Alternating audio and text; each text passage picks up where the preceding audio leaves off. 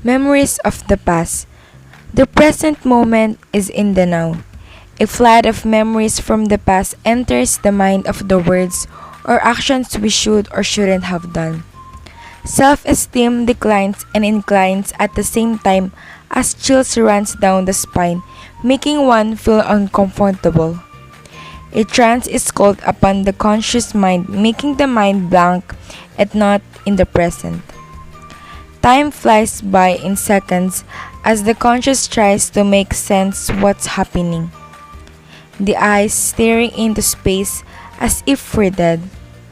In reality, it's been more than a minute. The trance is broken.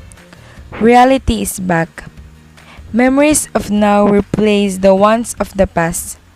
Yet, the past still lingers in the mind, mocking every move in the subconscious and the conscious mind. Peace will never be, but one try.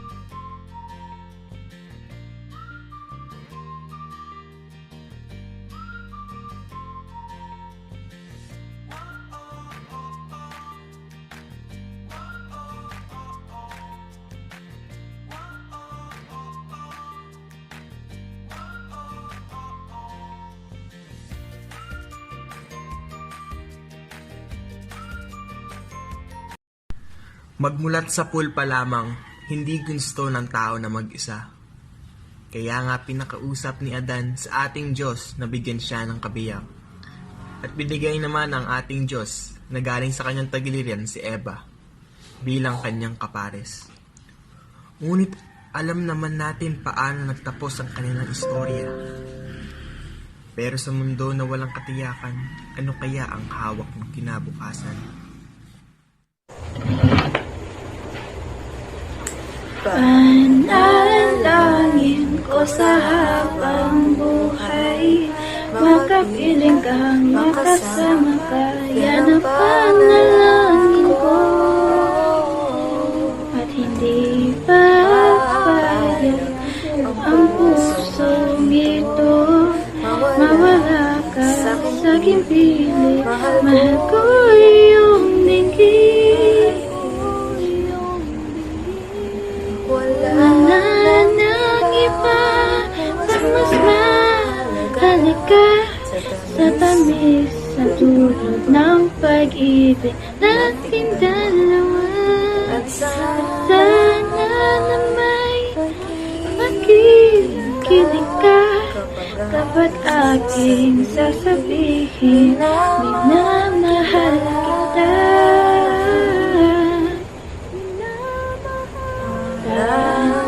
Alangin ko sa habang buhay, makapiling ka, makasama ka, yan ang panalangin ko. At hindi papayag ang pusong ito, mawala ka sa aking piling, mahal ko iyong tingin. Wala nang iba ang mas mahalaga sa tamis na dulot ng pag-ibig natin dalawa. At sana na may makikinig ka kapag aking sasabihin, minamahal kita. Tunay ngang galak ang dala ng pag-ibig para sa ating lahat. Ngunit di tayo tiyak kung ano nga ba ang pinanghahawakan nito, ang plano para sa atin. Sa mundo nating walang tiyak ang pag-ibig, magpag-asay ang magtataguyod sa ating pagmamahalan. Labis na naiinip, nayaya mo sa bawat saglit. Kapag naalala ka, wala naman akong magawa. Umuwi ka na, baby. Di na ako sanay nang wala ka. Mahirap Mahirap mag-isa. sa gabi hinahanap-hanap kita. Hanggang kailan ako maghihintay na makasama kang muli sa buhay ko, puno ng paghihirap. At tanging ikaw lamang pumapay sa mga luha, naglalagay ng ngiti sa mga labi. Di mapigil ang mag-isip na baka sa tagal mahulog ang loob mo sa iba. Nakakabalisa, nakonwood, wag naman sana.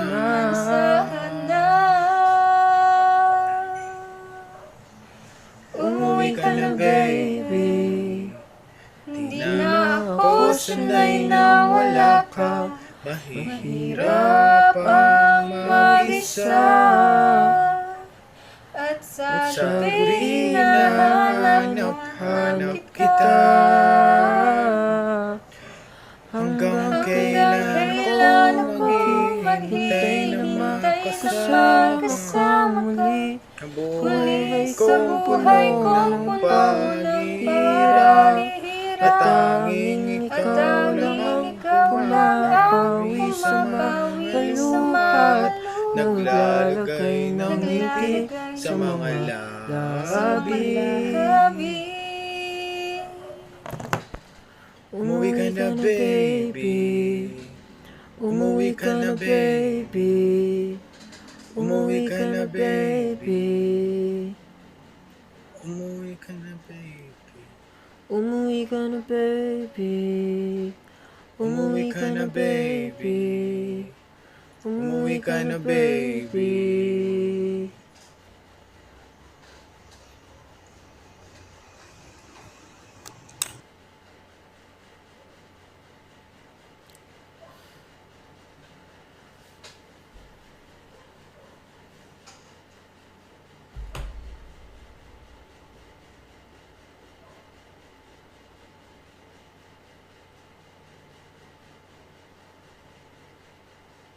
Ang lahat nga ng tao ay hinahanap ang kanilang tahanan. Ngunit ito ay hindi isang lugar. Ito ay kadalasan isang tao.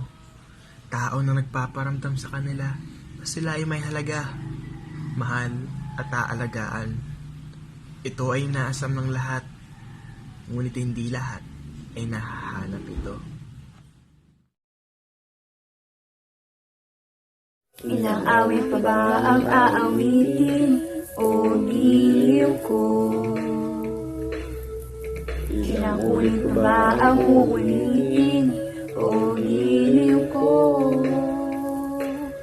3 oras na akong nagpapakyut sa'yo, di mo man lang napapansin ang bagong t-shirt ko. Ilang isaw pa ba ang kakainin, o giliw ko?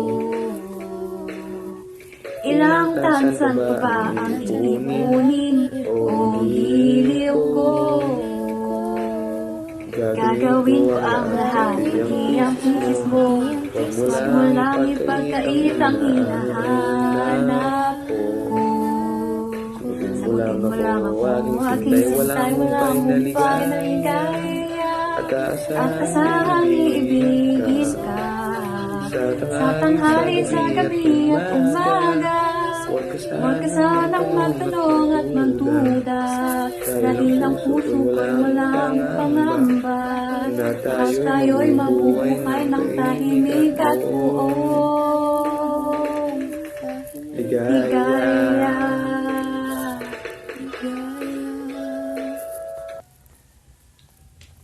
Ilang ahit pa ba ang aahitin, o giliw ko? Ilang hirit pa ba ang hihiritin, o giliw ko? Di naman ako manyakis tulad ng iba. Pinapangako ko sa'yo ako'y gagawin. Ilang ahit ba ang aahitin o giliw ko? Aking sintay walang Ilang hirit ba ang hihiritin o giliw ko? sa tanghali. Di naman ako manyakis tulad ng iba. Pinapangako ko sa'yo na igagalang ka. Sagutin mo lang ako, aking sintay, walang humpay na ligaya. At asahang iibigin ka sa tanghali, sa gabi at umaga. Huwag ka sanang magtanong at magduda, dahil ang puso ko'y walang pangamba. Lahat tayo'y mabubuhay ng tahimik at buong ligaya. At asahang iibigin ka sa tanghali, sa gabi at umaga. Huwag ka sanang magtanong at magduda, dahil ang puso ko'y walang pangamba. Lahat tayo'y mabubuhay ng tahimik at buong ligaya. Buhay ng tahimik at buong ligaya. Asang ibigin ka sa tanghali, sa gabi at umaga. Huwag ka sanang magtanong at magduda, dahil ang puso ko'y walang pangamba. Lahat tayo'y mabubuhay ng tahimik at buong ligaya. Aasahang ibigin ka sa tanghali, sa gabi at umaga. Huwag ka sanang magtanong at magduda, dahil ang puso ko'y walang pangamba. Lahat tayo'y mabuhay ng tahimik at buong ligaya.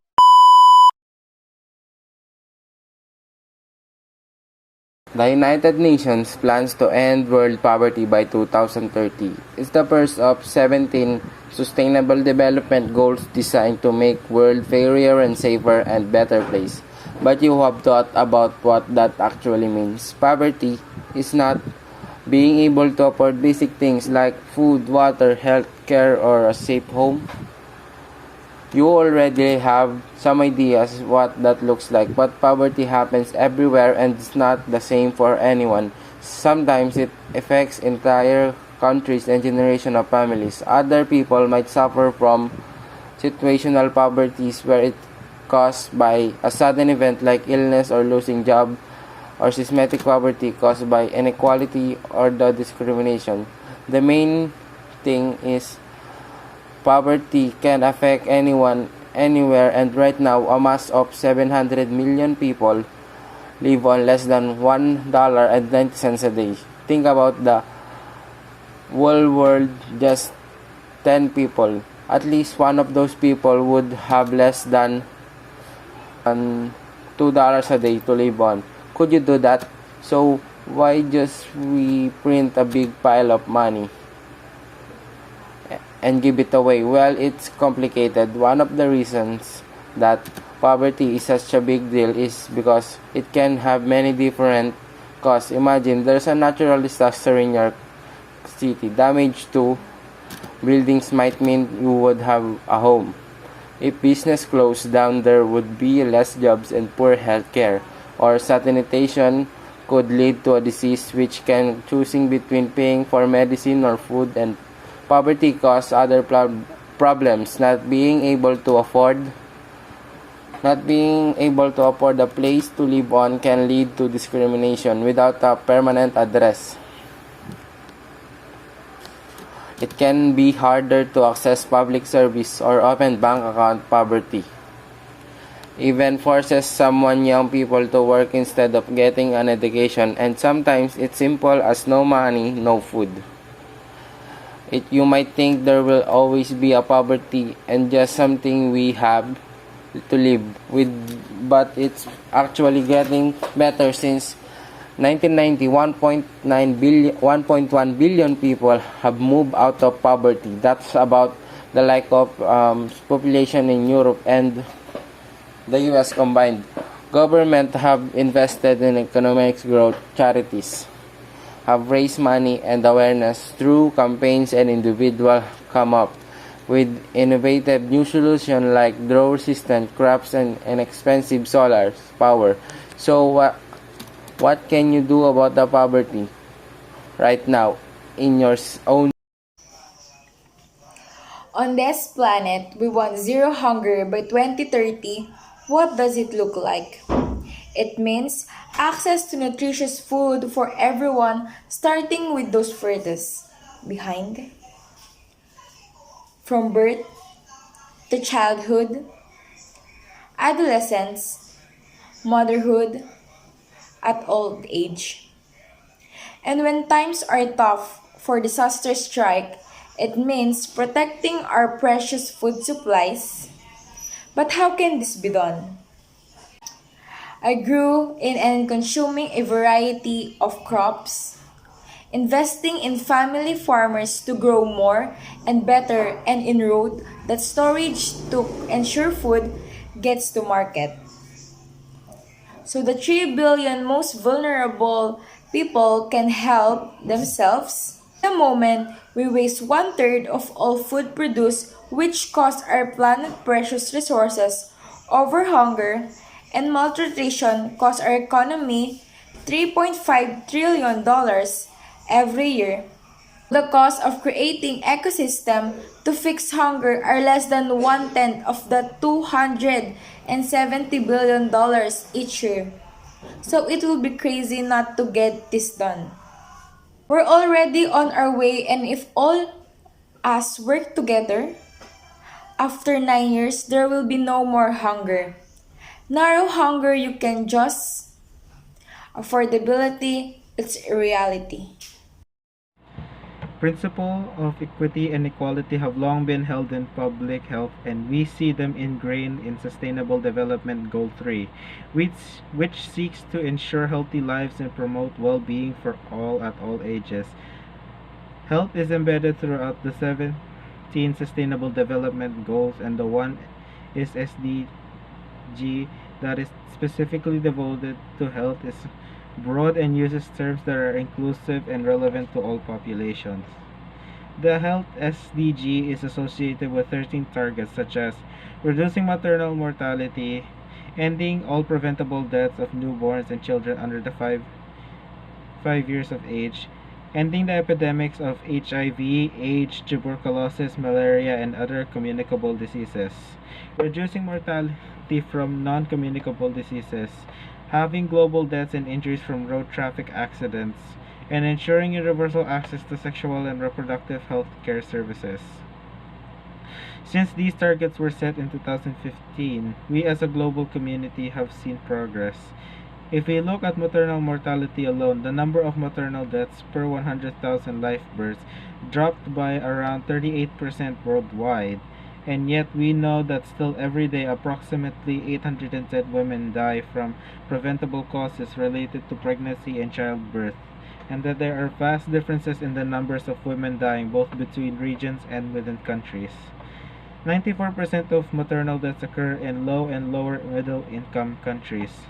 And overall, the risk of a woman dying from a maternal related cause during her lifetime is in a low income country is around 120 times higher than for a woman living in a high income country. And still, in high income countries like Australia, we see critical disparities in maternal health outcomes. For indigenous women and women from different socio-economic and ethnic backgrounds, across all settings, these deaths are largely preventable, yet they continue to occur.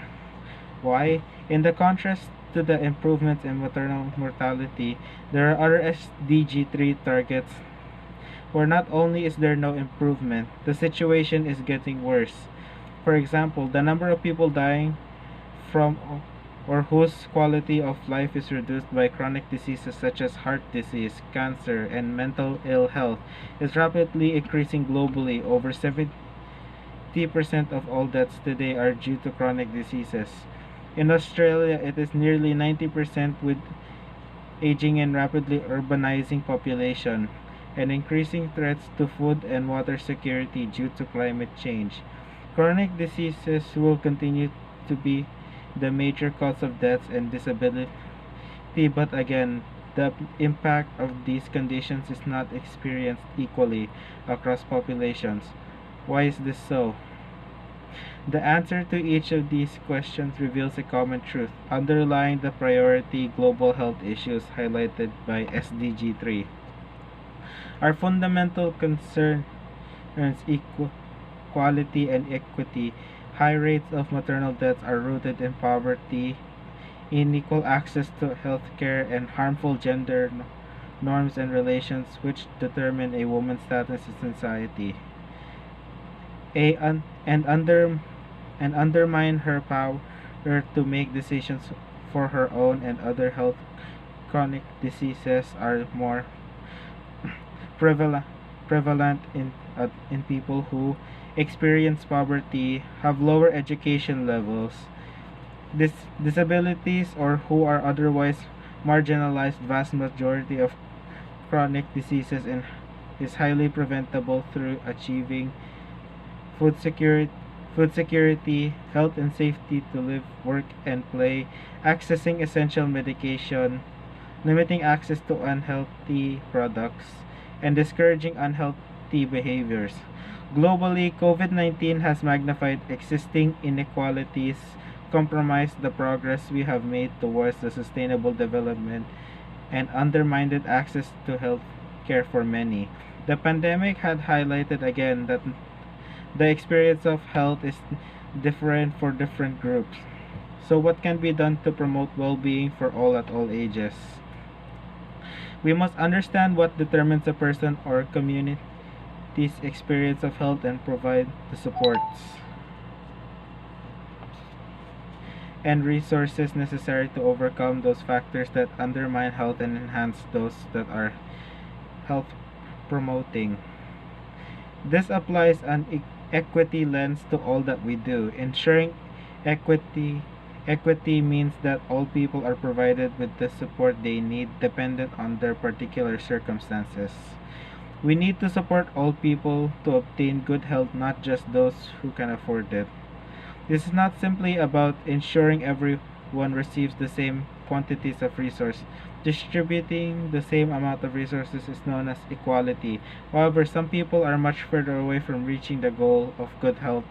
Disturbing the pool of resources in a way that ensures everyone achieves the goal is known as equity. This means that the most disadvantaged receive the most support and the most advantaged receive the least. Equity then is key to any effort we may take to achieve healthy lives and promote well-being for all at all ages. Every one of us can play a role. We can do this by applying an equity lens to all that we do. You can do your bit to promote equity and help support organizations that care for marginalized people through financial donations or by volunteering your time. Lobby your local representatives to act on legislation that reduces inequity. Speak out against toxic messaging and that perpetuates discrimination and inequities. Call out unsafe, unjust, and unfair practices or behaviors you witness that could threaten the physical safety or mental health of people around you. Take action to reduce your contribution to air, land, and water pollution so that the physical environment for everyone is safe and healthy. Ultimately, to achieve the goal of SDG 3, each and every one of us needs to do our part to lower the inequity and ensure that everyone has the support and resource they need to achieve good health. Small changes we all make individually may not feel like much, but collectively can make an enormous difference.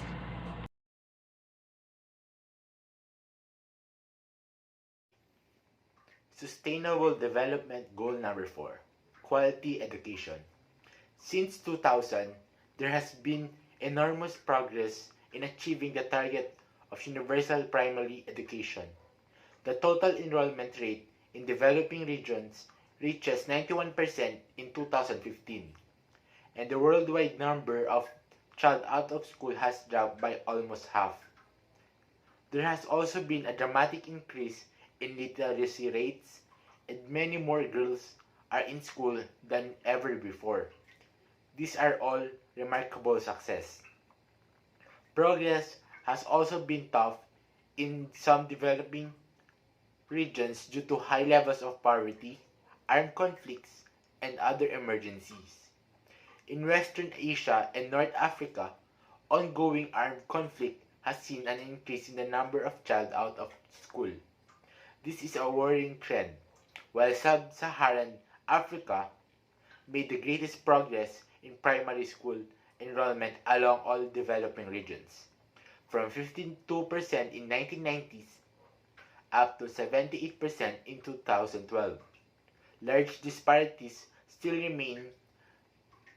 Children from the poorest household are up to 4 times more likely to be out of school than those of the richest households. Disparities between rural and urban areas also remain high. Achieving inclusive and quality education for all reaffirms the belief that education is one of the most powerful and proven vehicles for sustainable development. This goal ensures all girls and boys complete free primary and secondary schooling by 2030. It also aims to provide equal access to affordable vocational training. In the Philippines, we have the TESDA to eliminate gender and wealth disparities and achieve universal access to a quality higher education. The actions and solutions for the fourth SDG. Establish relationships with government entities and higher education institutions to improve education curricula to better align with business needs, including responsible management. Develop cost-effective education products and services that eliminates barriers to access and improve the quality of learning. Ensure learning environments are clean and safe for children by eliminating business-related environmental hazards like pollution and limited water access. Facts and figures. Enrollment in primary education in developing countries has reached 91%. Still, 57 million primary-aged children remain out of school, more than half of them in sub-Saharan Africa. In developing countries, 1 in 4 girls is not in school. About half of all out-of-school children of primary school age live in conflict-affected areas. 103 youth worldwide lack basic literacy skills, and more than 60% of them are women. 6 out of 10 children and adolescents are not achieving a minimum levels of proficiency in reading and math.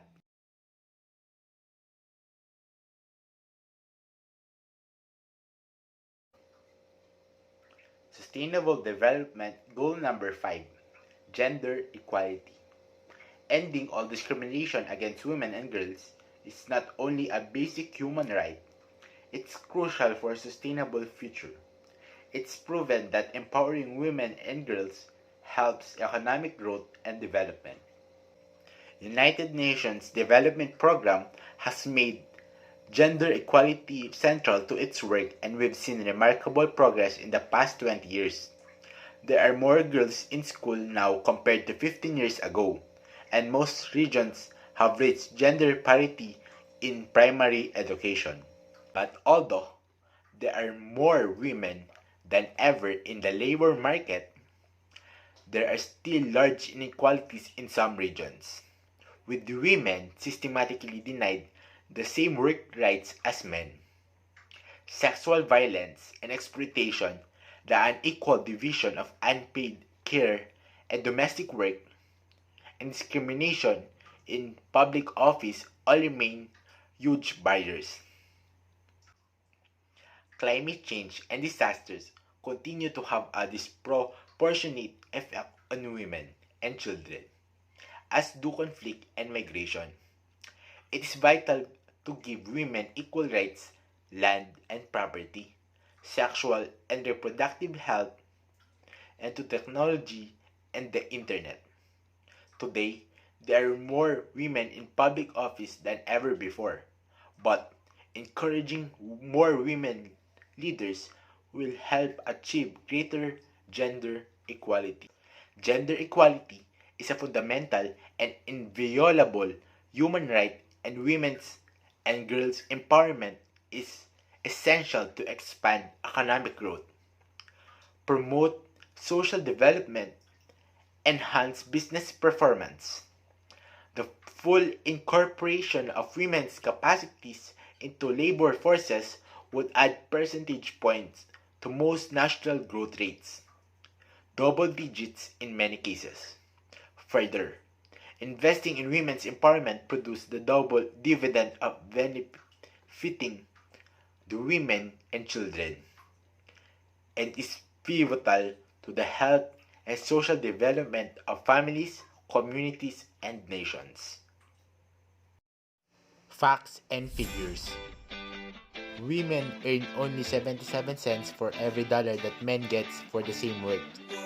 35% of women have experienced physical and or sexual violence. Women represent just 13% of agricultural landholders. Almost 75 million women and girls alive today were married before their 18th birthday. Two-thirds of developing countries have achieved gender parity in primary education. Only 24% of national parliamentarians were women as of November 2018, a small increase from 11.3% in 1995.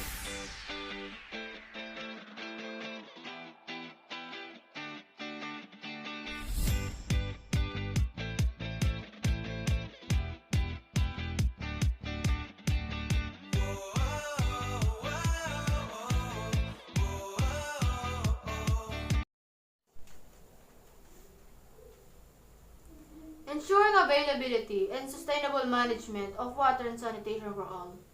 Open the tap and observe it for 3 seconds. Do you feel it? Its inaccessible source can make us sink in a balance, but it isn't true. Nowadays, more than a third of the world's population suffers water scarcity. And if we add climate change, droughts and floods are what really abound on our planet. There are people that are constantly thirsty, that don't have access to clean water. Don't you think that now we should all be able to drink decent water? Is there anything more basic than that? We can do it.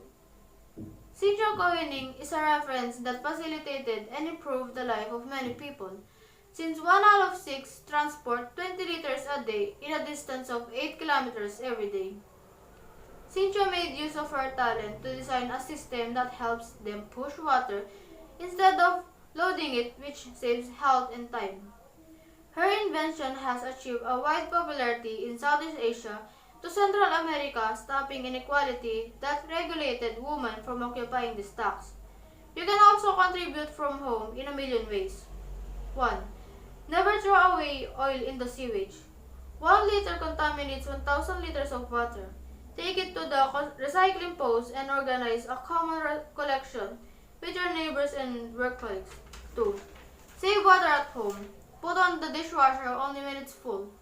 Close the tap when you soap up in the shower and count 30 seconds so that water runs before getting in. You'll reduce consumption by half and you'll improve your blood circulation without realizing. 3. At home, install flow reductions and tanks with double flow in your toilets. 4. Inform yourself of the volunteering activities to purify water in rural areas or promote a project to finance water wells. 5. Encourage awareness initiatives in your family, community, work, and school. Share your achievements and good practices and contribute to creating change in necessary habits. Where there is water, there is life. Is there anything more basic than this? Let's go for it. Affordable and clean energy. Earth is a beautiful planet.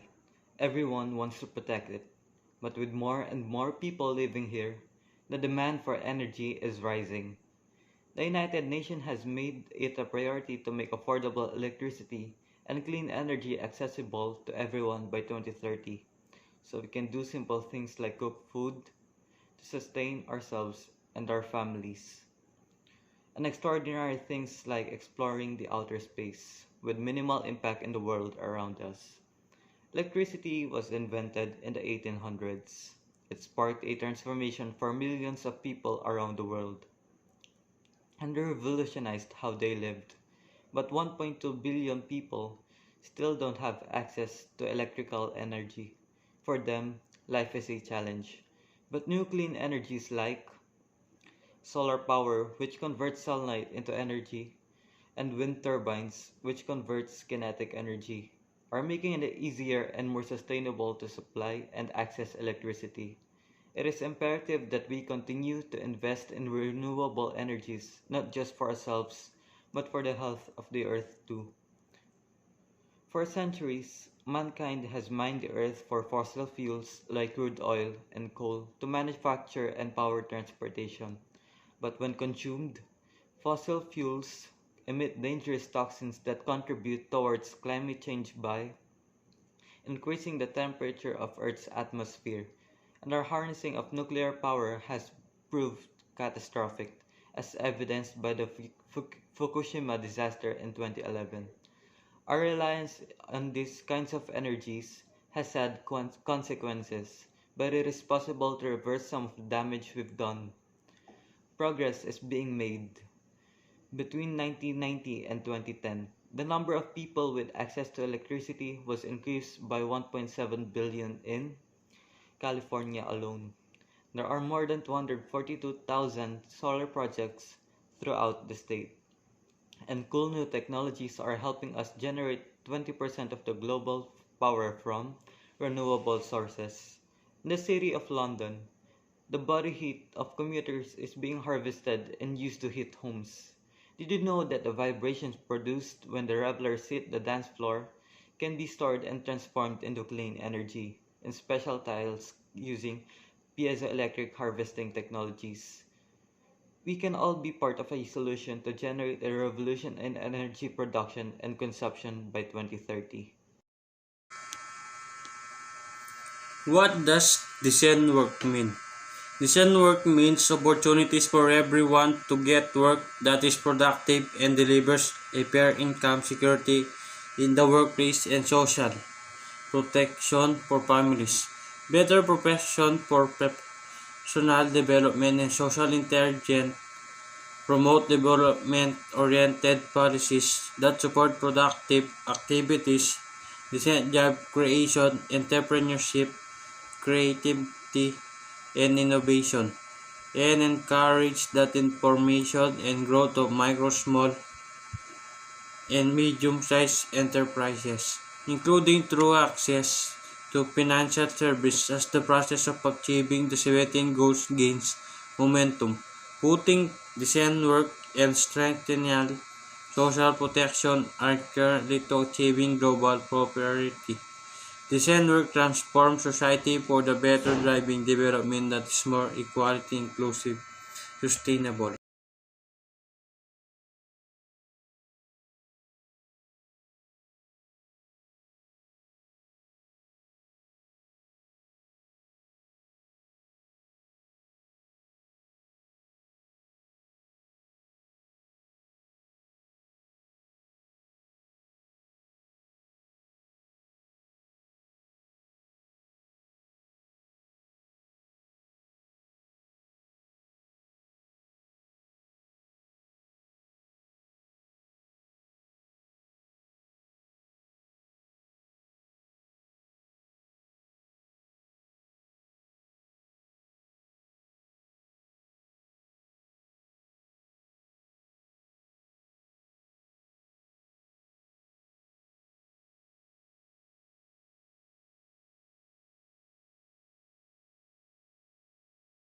SDG Goal or Sustainable Development Goal number 9, Industry, Innovation, and Infrastructure.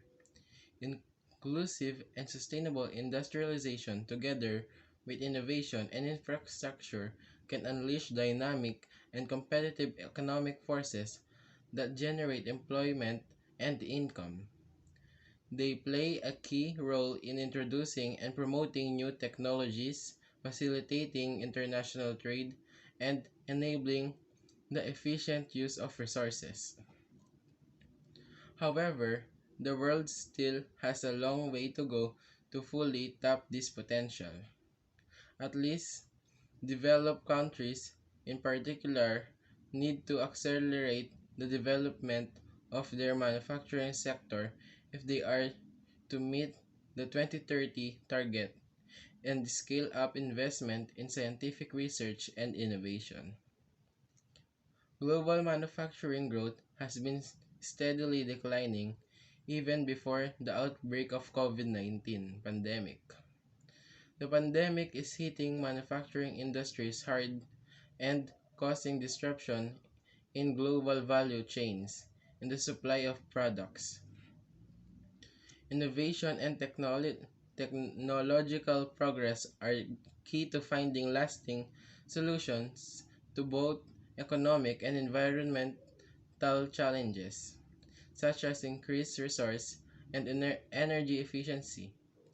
Globally, investment in research and development as a promotion of GDP increased from 1.5% in 2000 to 1.7% in 2015 and remained almost unchanged in 2017, but was only less than 1% in developing regions.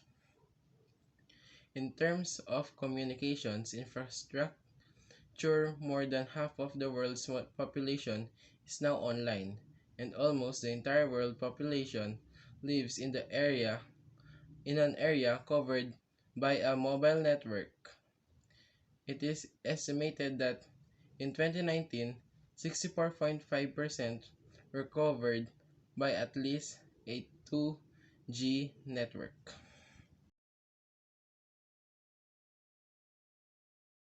Sustainable Development Goal 10 aims at reducing inequality within and among countries. This SDG calls for reducing inequalities in income as well as those based on age, sex, disability, race, origin, religion, or an economic or other status within a country. The goal also addresses inequalities among countries, including those related to prevention, migration, and development assistance. The international community has made significant strides towards lifting people out of poverty. The most vulnerable nations, the least developed countries, the landlocked developing countries, and the small island developing states continue to make inroads into poverty reduction. However, inequality still persists and large disparities remain in access to health and education service and other assets. Pananatiling pagkonsumo at paggawa ng mga kalakal at serbisyo ay kinakailangan upang mabawasan ng negatibong epekto sa klima at kapaligiran at sa kalusugan ng mga tao, particular na ang mga umuunlad na bansa ay lubos na apektado ng pagbabago ng klima at iba pang mga epekto sa kapaligiran na humantong sa pagtaas ng kahirapan at bawasan ng kaunlaran. Ang napapanatiling pagkonsumo at produksyon ay nasasangkot ng mahusay na paggamit ng mga pagkukunan. Nasaalang ang mga serbisyong ecosystem na susi sa paghahanap ng buhay at mabawasan ang epekto ng mga mapanganib na kemikal. Hindi lamang ito, nanghulog ang mga kapakinabangan sa kapaligiran, kundi pati rin ang benepisyo sa panlipunan at pang-ekonomiya, kagaya ng pagtaas ng pagiging magkompetensya, pagkulad ng sektor, negosyo sa isang pandaigdig merkado, pagdaragdag ng trabaho at pagpapabuti ng kalusugan, at dahil dito nabawasan ng kahirapan. Ang napapanatiling pagkonsumo at mga pattern ng produksyon sa makatuwid ay isang paunahing kinakailangan para sa paglipat ng isang berdeng ekonomiya at napapanatiling pag-unlad. the 13th Sustainable Development, the climate action. We all deserve to live in a world where flora and fauna of humes are given the conditions to survive and thrive. It's possible to reverse the effects of climate change and all life on Earth. And we all have a role to play in helping the UN to achieve this by 2030. Our world is a beautiful place. It's a home for countless of life forms, from the mammals of Antarctica, the fish of the Gold Coast coral reef, to us, to our stunning cities, but it can be a harsh environment too. Life on Earth has always been at the mercy of the elements.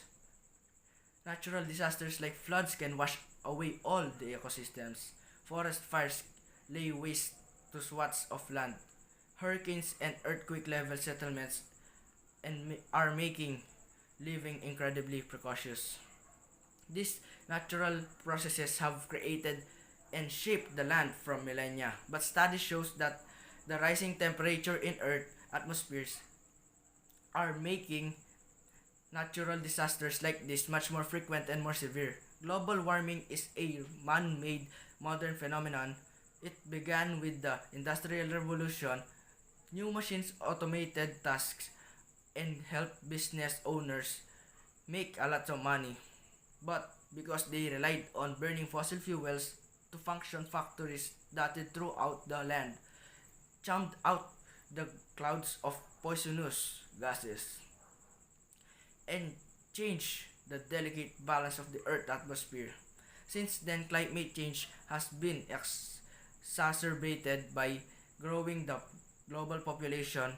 Global warming is now at crisis level. In China, the air can be so toxic sometimes citizens wear face masks. And in Arctic, the ice are melting, making it impossible for wildlife to survive. But eco-heroes everywhere are taking action against climate change.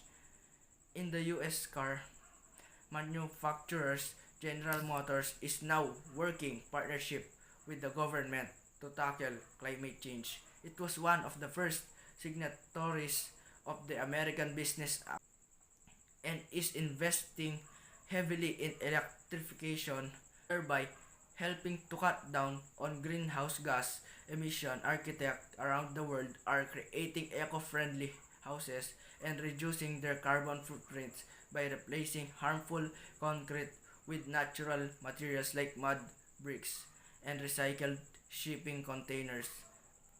In Vancouver, school children are working in the cities urban forestry programs to offset the effect of deforestation by planting a lot of trees in their neighborhood, which consume dangerous carbon dioxide and produce healthy oxygen.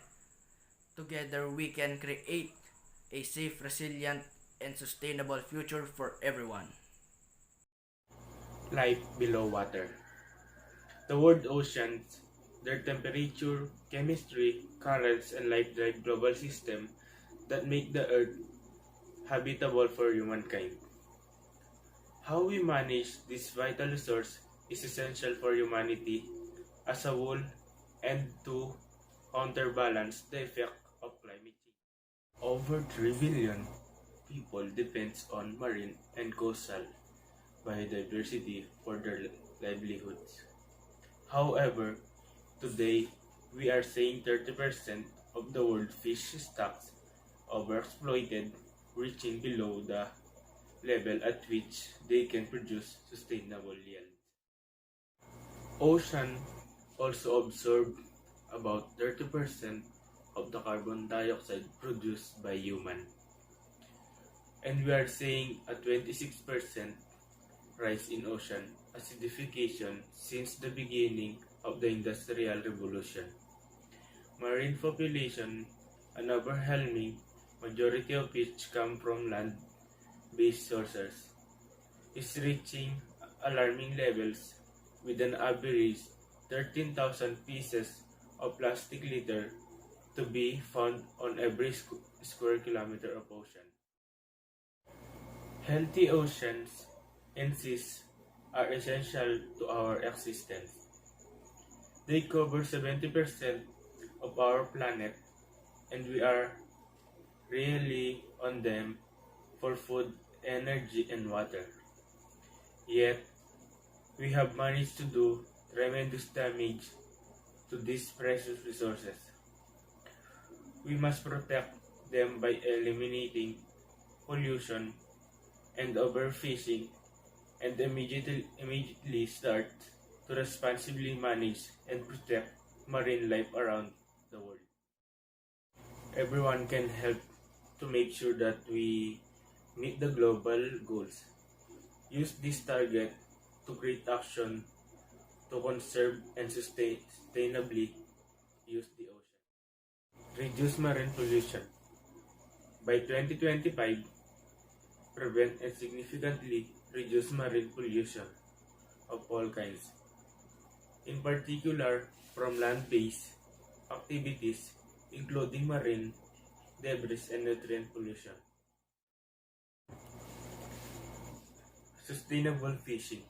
By 2020, effectively regulate harvesting and overfishing, illegal, unreported, and unregulated fishing, and destructive fishing practices, and implement science-based management plans in order to restore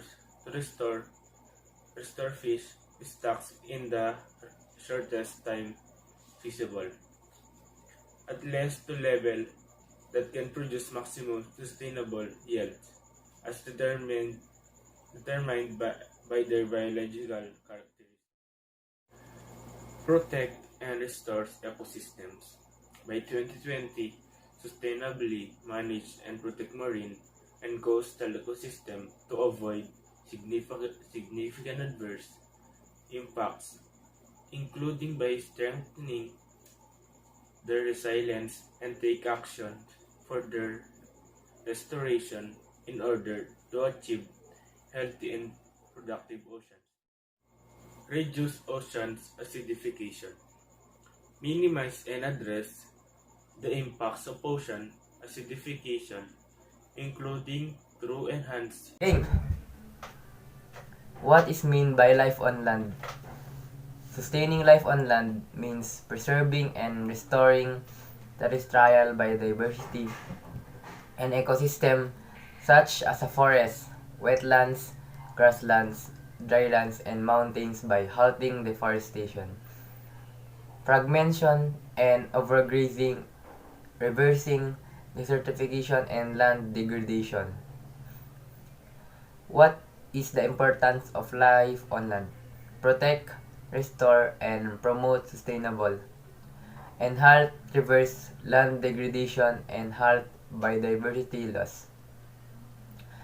Human life depends on the earth as much as the ocean for our sustenance and livelihoods. Plant life provides 80% of the human diet, and we rely on agriculture as an important economic resources. Forests cover 30% of the Earth's surface, provide vital habitats for millions of species, and important sources for clean air and water, as well as being crucial for combating climate change, deforestation, and forest degradation, results in loss of habitat for all species, a decrease in freshwater quality, an increase in soil erosion, land degradation, and higher emissions of carbon into the atmosphere. In short, not taking action on forests impacts both the health of the planet and our communities. We can create a clean and healthy future for everyone and everything on the planet for million more years to come. We all want to live in a peaceful world, when neighbors live side by side in harmony. Countries work together to solve problems. Everyone feels safe and secured at home, in school, and at work. We can do that by treating everyone fairly and having good fair laws that protects our rights as humans. Peaceful communities already exist in all corners of the globe. People there feel safe because their basic freedoms are protected by law. They can live how they want, they respect the rights of other peoples to do the same, but sometimes the world isn't peaceful. When countries go to war, soldiers must go off to fight, and civilians are forced to leave their homes in search of safety. Crime is a problem everywhere, and sometimes the people in charge don't treat everyone fairly, and that makes it difficult for victims to get justice. But good people everywhere are working hard to promote peace and justice all over the world. Teenagers used in social media to lead anti-bullying campaigns, teaching kids, teachers, and parents how they can help. People are making their communities more inclusive by organizing multicultural events where everyone is welcome, and others are there for those who have committed crimes by talking with them about the consequences of their actions and listen to their hopes of the future.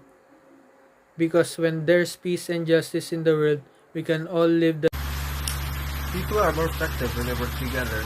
Through partnerships between people, communities, and countries, can solve global problems that were thought to be impossible so that everyone can be treated equally and rightfully as human beings and partners. Partnerships are like teams who work together to achieve a common goal. For example, when creating a new car, a single person cannot just do everything by his or herself. He or she needs help, or in this case, partners, to create this new car. They need someone to design the car, someone to supply the resources or materials that we are going to use, someone to create the parts that the car needs, and someone who puts the car together. When partnership isn't applied or put into practice, it will be hard to solve problems and things will be impossible for you. A single person can't, as mentioned earlier, make a new car by themselves. That's what partnerships are for.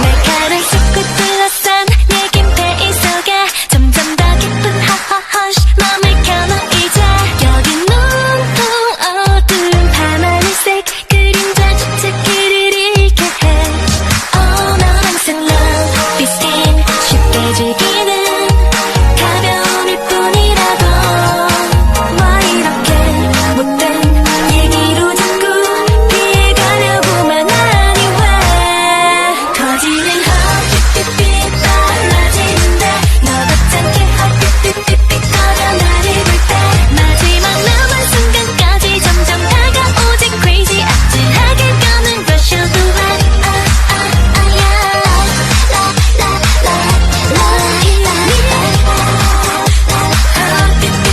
마지막 남은 순간까지 내게 맡기게 될 거야 넌 달콤한 나의 rush of the light 이토록 깊은 꿈이 넌 처음일걸 내 맘이 이 밤이 어른거리는 게임 you can't control 터지는 헛빛빛빛 빨라지는데 터질 듯한 헛빛빛빛빛 기는 내가 줄게 마지막 남은 순간까지 점점 다가오지 crazy 아찔하게 가는 rush of the light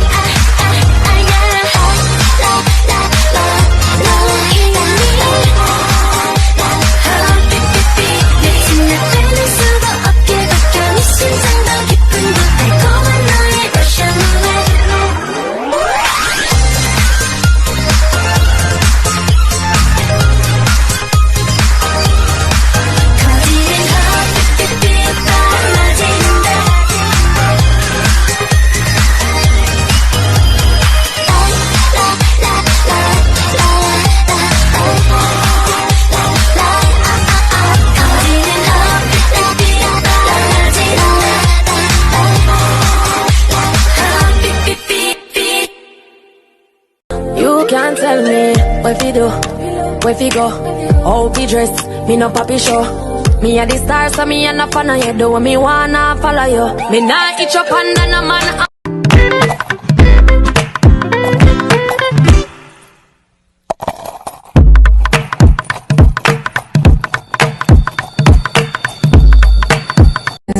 Can't go hold me down. Me a rebel.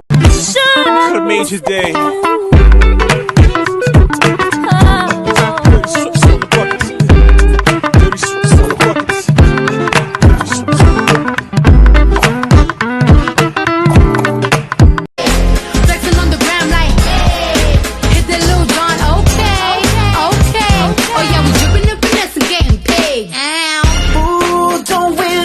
Together, there's a reason why they watch all night long. Yeah, I know we'll turn heads forever. So tonight I'm gonna show you off. When I walk with you, I watch the whole room change. Baby, that's what you do. No, my baby don't play. Blaming all my confidence, or blaming all your measurements. Shit down on sight, that's right. We out here jumping on finesse. It don't make no sense. To Roxanne, Roxanne, all she wanna do is party all night. Goddamn, Roxanne, never gonna love me, but it's alright. She think I'm an asshole, she think I'm a player. She keep running back though, only cause I pay her. Roxanne, Roxanne, all she wanna do is party all night. In LA, yeah, got no brakes, yeah. Living fast, Ricky Bobby shaking bait, yeah. See the chain, yeah, it's a late, yeah. Swipe the chase, ooh, now she wanna date, yeah. Straight and no boo, on the coast, ooh. Shorty only like cocaine and Whole Foods, yeah. Snapping all up on the grandmas, going crazy. Now she wanna fuck me in the foreign, going ayy. Up in Malibu, Malibu. If you ain't got a foreign, then she laugh at you. Malibu, Malibu. Spending daddy's money with an attitude. Roxanne, Roxanne, all she wanna do is party all night. Goddamn, Roxanne, never gonna love me, but it's alright. She think I'm an asshole, she think I'm a player. She keep running back though, only cause I pay her. Roxanne, Roxanne, all she wanna do is party all night. They stare at me like souvenir. Don't wanna let you out my head. Just like the day that I met you, the day I thought forever. Said that you love me, but that'll last forever. It's cold outside, like when you walked out my life. Why you walk out my life? I get like this every time. On these days that feel like you need me. Heartbreak anniversary. Cause I remember every time. On these days that feel like you need me. Heartbreak anniversary. Do you ever think of me? 천진 나만 청순 가련 새침한 척 이젠 지쳤나 귀찮아 매일 뭐해 어디야 밥은 잘자 baby 자기 여보 보고 싶어 다 부질없어 You got me like 이건 아무 감정 없는 love story 어떤 설렘도 어떤 의미도 내게 미안하지만 I'm not sorry 원래부터 나 Bitch 나는 solo